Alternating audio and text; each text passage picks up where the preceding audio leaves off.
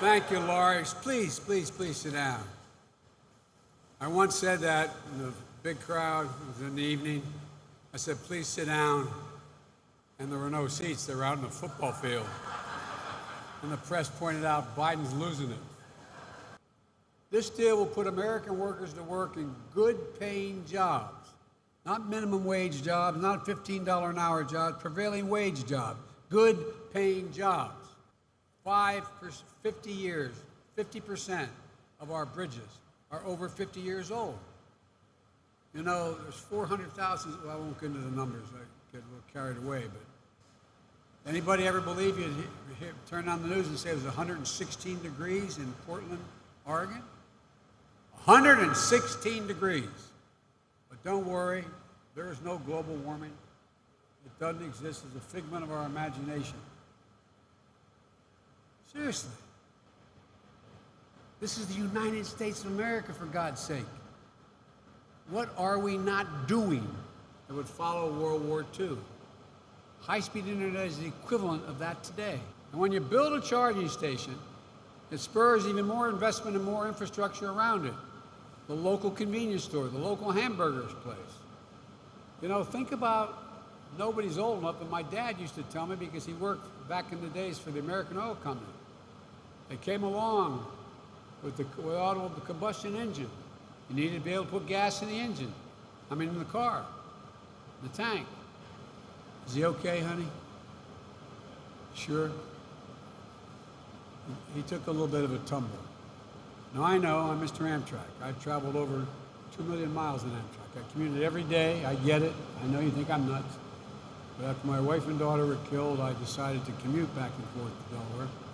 It was a 257-mile round trip. I'll tell you a real quick story. I shouldn't bore you with it, but you know, the Secret Service, they're the best in the world, doesn't like you taking Amtrak because it stops too many times on the train.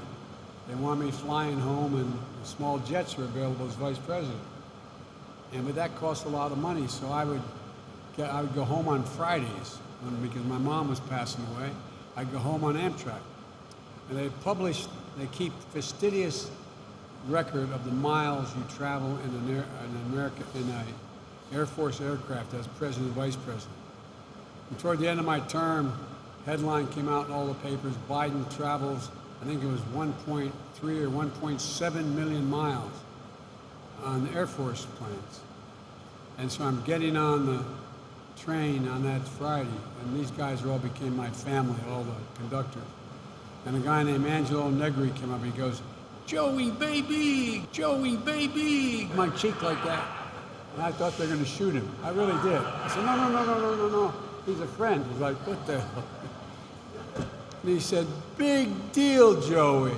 1 million, whatever it was, 300,000 miles. You know how many miles you travel on Amtrak, Joey? And I said, no, Ange, I know. And he said, at retirement dinner, we calculated it.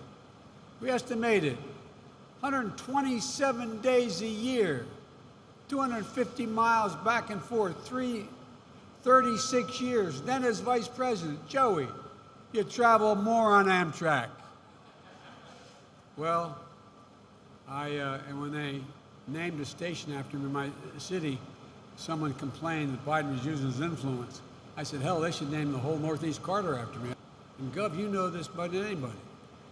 Imagine if you could get from La Crosse to Chicago in 2 hours instead of 4.5. That's what this would allow us to build the capacity to do. And besides, it would not only make your travel easier, I don't know why I'd go to Chicago, but you know, all kidding aside, the jobs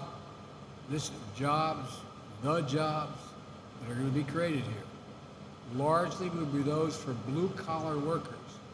Jobs not just in our biggest cities. Now, all of you making over $400,000, I love you. But I don't mind a little bit if your taxes go up a little bit. And that means in this bill, there is no gas tax. By July 15th, we're going to start they're going to be picking up the phone and calling you and say, thanks, Gov. I think it's time to give ordinary people a tax break. The wealthy are doing fine. But today, the American people can be proud that Democrats and Republicans families here in Wisconsin can be proud. Congress can be proud because this country came together, forged a bipartisan deal that a lot has to do with your state, your senator. Joey, baby!